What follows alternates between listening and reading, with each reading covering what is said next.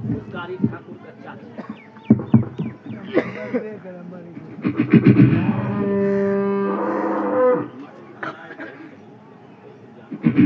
बंदो गुरुपद खंड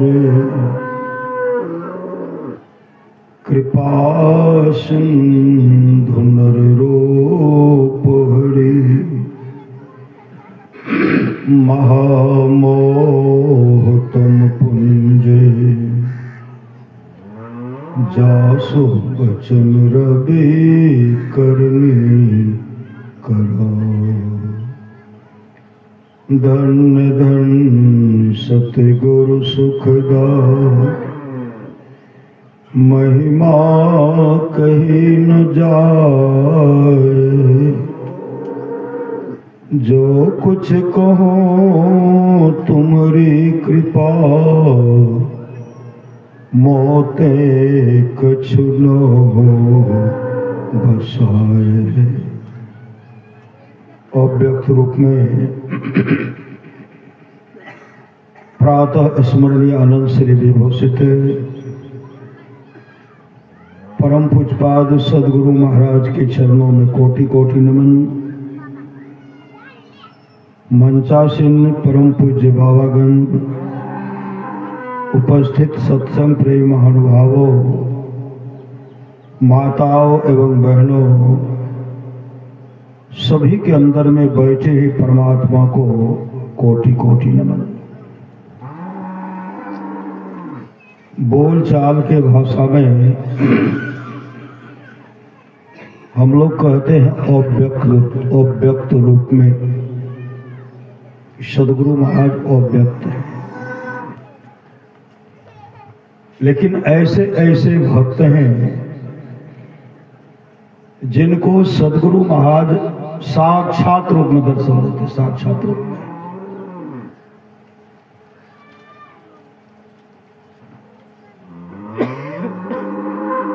पर महाराज सदगुरु महाराज के एक जगह का सत्संग का समय था।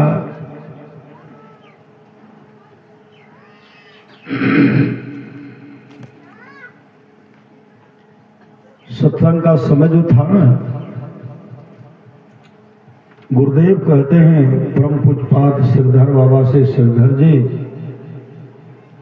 सत्संग के समय भोगे चलो सत्संग में। परम पूज्यपाद सिरधर बाबा पंडाल की ओर से आए थे और कहते हुजूर थोड़ा और विलंब करती तो ठीक है। गुरुदेव कहते नहीं नहीं, सत्संग के समय भोगे चलो, हुजूर विलंब करती तो अच्छा है थी। मतलब मन में था कि गुरुदेव जाएंगे तो पंडाल में तो कोई व्यक्ति नहीं, कुछ सज्जन नहीं। उसी समय गुरुदेव उठे, सत्संग पंडाल को चल पड़े। जब सत्संग पंडाल को उड़ जाते हैं, पंडाल पहुंचते मंचासीन हुए, सिरधर बाबा पीछे से दौड़ लगाने। दौड़ते हुए गए, देखते हैं पंडाल में, देखते ही निराश हो गए। गुरुदेव मंचासीन हो गए, मन पर बैठ गए। कहते सिरधर जी अमहर आवो, आए। कहते उमहर देखो, किधर? तो पंडाल को देखने के लिए कहते हैं। जैसे पंडाल को देखते हैं, गुरुदेव अपना हाथ सिरधर बाबा के माथे पर रख दिए। क्या देखते हैं? पूरे पंडाल में जीवन मुक्त महापुरुष संत भी बैठे हुए हैं और तमाम पंडाल में देवता सब बैठे, देवता सब बैठे। और महाराज समाज कहते अभी हम ही लोग सत्संग नहीं करते हैं। जीवन मुक्त ब्रह्म भी जीवन मुक्त ब्रह्म पर पहुंचे हुए, जो जीवन से मुक्त हो गए हैं, जो परमात्मा बन गए हैं, जो परमात्मा के तुल्य हो गए हैं, ऐसे संत भी समाधि को छोड़कर चरित्र और सत्संग के वचनों को सुनते हैं। जो हरि कथा में प्रेम नहीं करते, उनका हृदय पत्थर है। 1961 ईस्वी में अखिल भारतीय सत्संग कुर्सेला में हो रहा था। गुरुदेव मंचासीन थे, गुरुदेव प्रवचन कर रहे थे, चारों तरफ बादल लग गया, जोरों की आंधी आने वाली है, पत्थर गिरने वाला है, मूसलाधार बारिश होने वाली है। भक्त सब जब पंडाल के बाहर देखते हैं, बादल को देख करके घबरा गए। परमारास महाराज कहते हैं हम तो प्रवचन कर रहे हैं, जरा आप उठ करके उधर देखिए, जरा आप उठ करके उधर देखिए, संभालिए। और एक दिव्य चेहरा, पका हुआ बाल था, सफेद वस्त्र था, ऐसे हाथ जोड़ करके खड़े हो गए और पंडाल से बाहर जब निकले, पंडाल में एक बूंद भी वर्षा नहीं हुई, न पत्थर गिरा, न आंधी आई, बगले बगले संकट टल गया। तब परमारास महाराज को देखिए, अभी हम लोगों का रक्षा हनुमान जी की, हनुमान जी श्री सदगुरु सत्संग में हनुमान जी बैठे हुए थे, हमारी रक्षा की। तो हनुमान जी राम बुलावा भेजिया, दिया कबीरा रोय, जो सुख साधु संग में सो बैकुंठ नो हो। कबीर साहब भी बैकुंठ लोक की इच्छा को त्याग दिए। और भगवान श्री राम जब जाने लगे तो भगवान श्री राम के आगे में सब कहते हैं प्रभु हम भी आपके साथ बैकुंठ लोक चलेंगे, हम भी चलेंगे, हम नाल नील सुग्रीव आदि आदि कर हम भी चलेंगे, हम भी चलेंगे। सबसे पीछे खड़े थे हनुमान जी, वो कुछ नहीं बोलते हैं, एक टक प्रभु श्री राम को देखते हैं।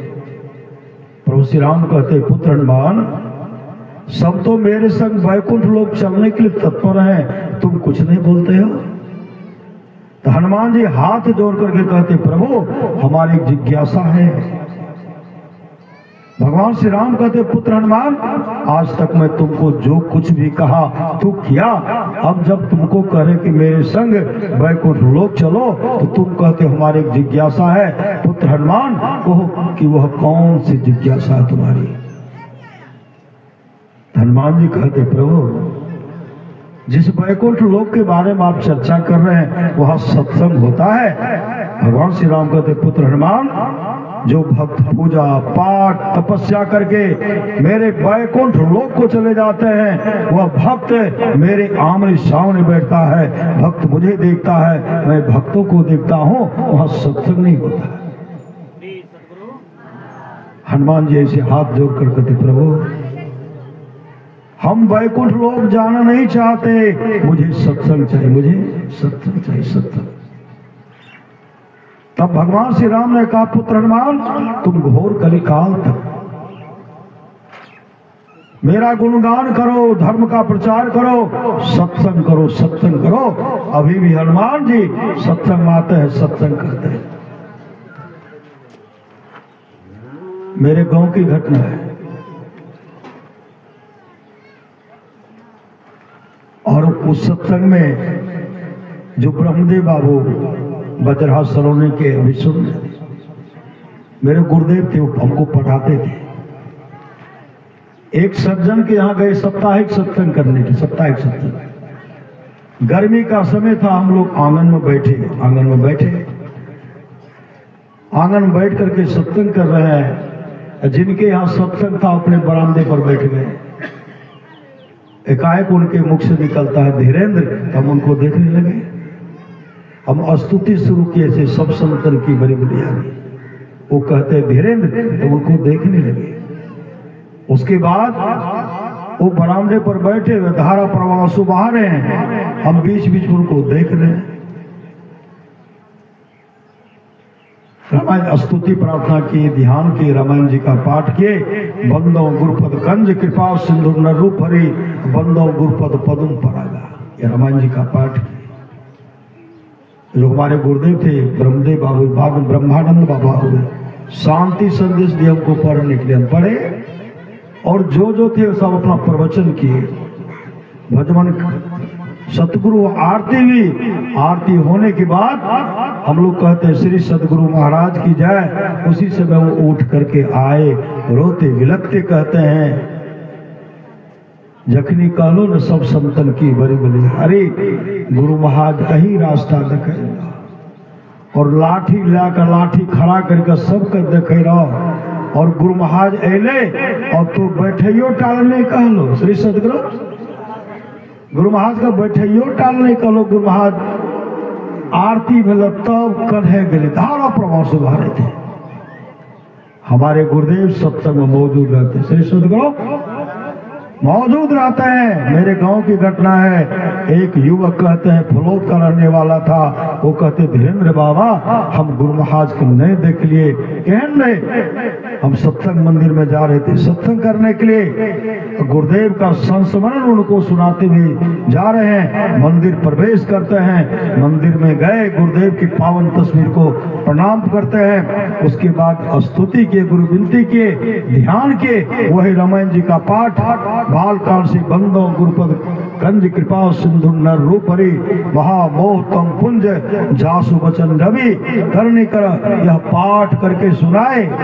उसके बाद पूजपाद गुरु से भी भगीरथ वाल लिखे हैं, महर्षि में ही के दिनचर्या उपदेश, गुरुदेव का संक्षिप्त परिचय पढ़ करके हम सुनाने लगे। हम सुना ही रहे हैं। वो कहते हैं बाबा देखियो गुरु महाराज कुर्सी पर बैठल छे, हे देखियो पांव हेते छे, हे देखियो हे देखियो हे देखियो। वो भक्त गुरुदेव का दर्शन किया। गुरुदेव ने कहा जो सत्संग योग को रखता वो मुझको रखता, मुझको सत्संग और योग। श्री सदगुरु सत्संग भी है, योग भी है। श्री सदगुरु भगवान श्री राम भगवान ब्रह्मा से कहते हैं योग हीनम कथम ज्ञानम मोक्षदम भक्ति भो योगोपी ज्ञान हीनस्तु नो क्षमो मोक्ष कर्मणि। अगर मोक्ष चाहते हैं, अपना कल्याण चाहते हैं तो सत्संग और ज्ञान, योग और ज्ञान दोनों को अपनाना पड़ेगा। और जिस दिन इसको अपना लिए जीवन मंगलमय होगा। तमाम व्यवस्था कर लीजिए, जिसके अंदर में योग नहीं है, ज्ञान नहीं है, सत्संग नहीं है, उसका परम कल्याण नहीं हो सकता। संत कबीर साहब की वाणी सुन रहे थे, साधु भाई जीवत ही करो आशा, जीवत समझे जीवत बूझे जीवत मुक्ति निवासा, जियत कर्म की फांसन काटे मुए मुक्ति आशा, तन छूटे जिम मिलन कहते हैं सो सब झूठी आशा, अबू मिला तो तबू मिलेंगे नहीं तो जमपुर बासा, दूर दूर ढूंढे मन लोभी मिटे न गर्भ तारासा, साधु संत की करे न बंदगी कटे कर्म की पासा, सत्य कहे सदगुरु को चिन्हे सत्य नाम विश्वासा, कहे कबीर साधन हितकारी हम साधन के दासा। कहते योग करना पड़ेगा, ध्यान करना पड़ेगा, लेकिन गुरु की जब कृपा हो जाए ना, गुरु की जो गुरु कृपा तन्ही विचारे मिटे कल्पना सोगे, तो गुरु समदाता साहिब नाई गुरु गुरु जपिए लोगे। संत रविदास के पास पहुंचे सम्राट पीपा, उनके मन में संत रविदास के मन में तो सम्राट है, इनको सत्संग करने का फुर्सत ही नहीं है, ध्यान भजन करने का फुर्सत ही नहीं है, गुरु धारण करने का फुर्सत ही नहीं है। संत रविदास जिस बर्तन में पानी था, जूता चाम फूल रहा था, तो चुल्लू भर पानी उनको देते, कहते चरणामृत है पी लीजिए। सम्राट पीपा कहते आज तो हम चमार बनते बनते बच गया, ये तो हमको चमारे बनाने के लिए जा रहे थे, लेकिन वो नहीं समझे यह शरीर से छुटकारा दिलाने का काम ओके मोक्ष धाम को पहुंचाने वाले वो सदगुरु कर रहे थे। कपड़ा में पोंछ लिए, श्री सदगुरु कपड़ा में पोंछ लिए, गए घर, अपने महारानी से पत्नी से कहते आज तो हम बचते बचते आज हम चमार बनते बनते बच गए। रविदास तो हमको बनाने के लिए जा रहे थे।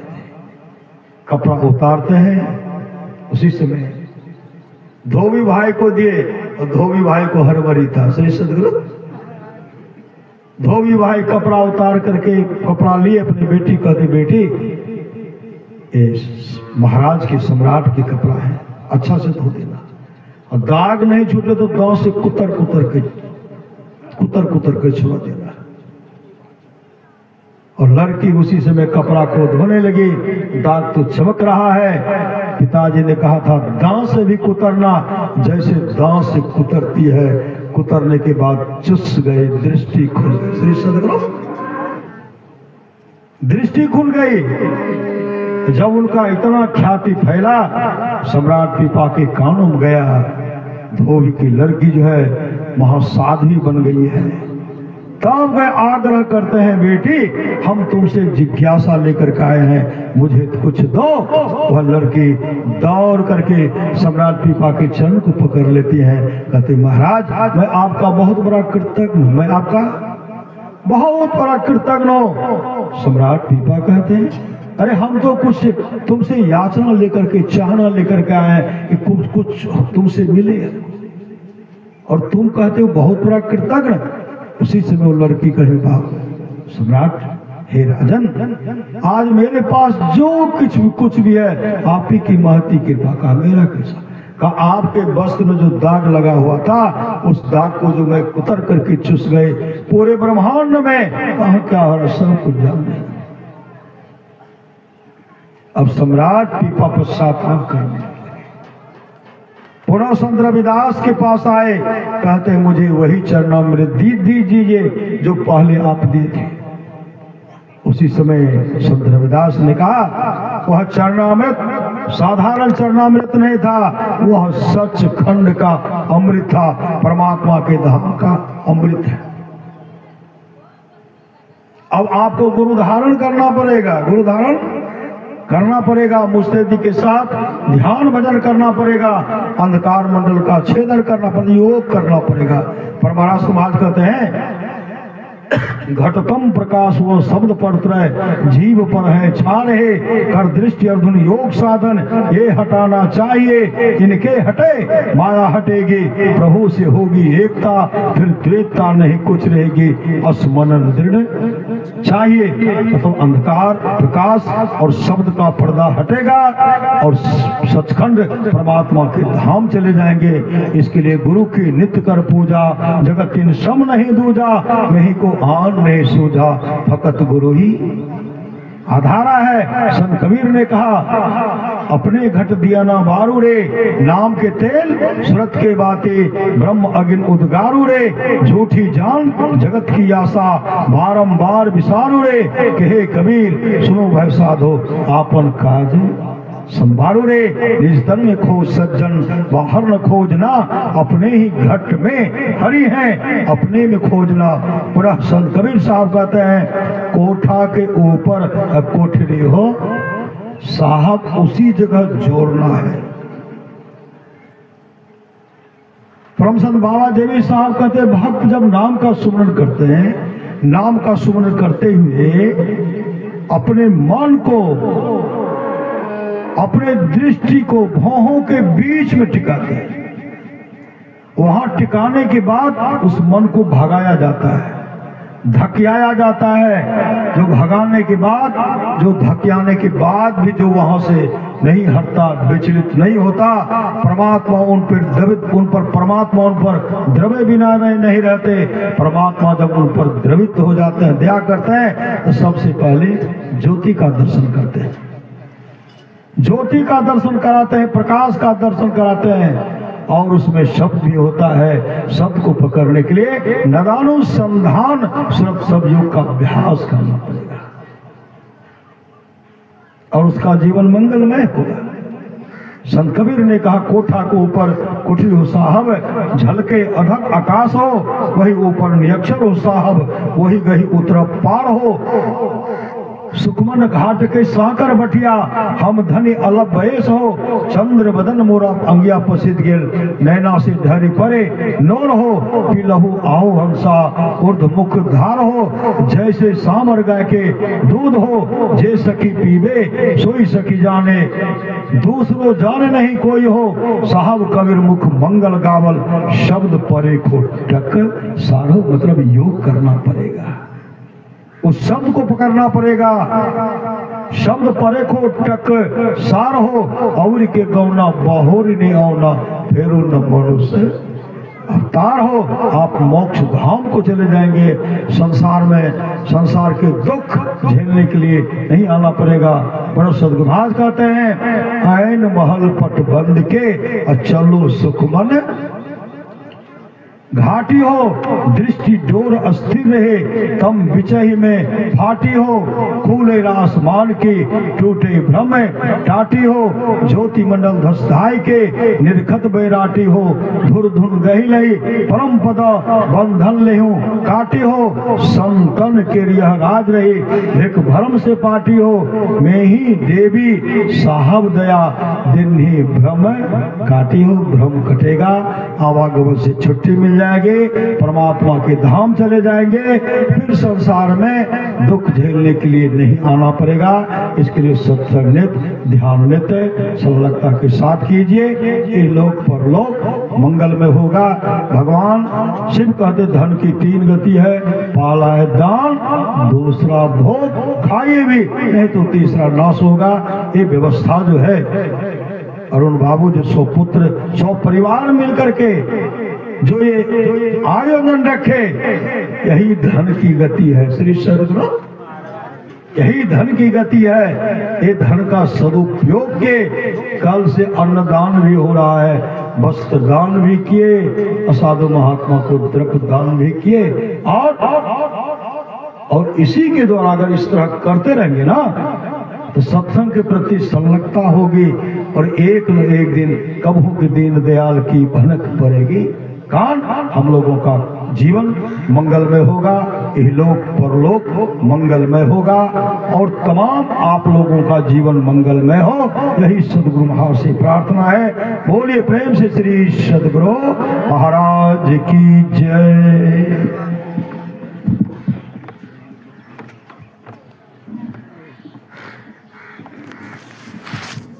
बोलिए श्री सदगुरु महाराज की जय। अभी हम लोग स्वामी धीरेन्द्र बाबा के द्वारा जो पूर्व बातों को श्रवण कर रहे थे, मुझे आशा था कि 8:30 बजे तक सुनेंगे, लेकिन बाबा समय को देखते हुए आधा में ही आधा कर दी, 15 मिनट में वाणी को रख दी। मैं गुरुदेव से प्रार्थना करता हूँ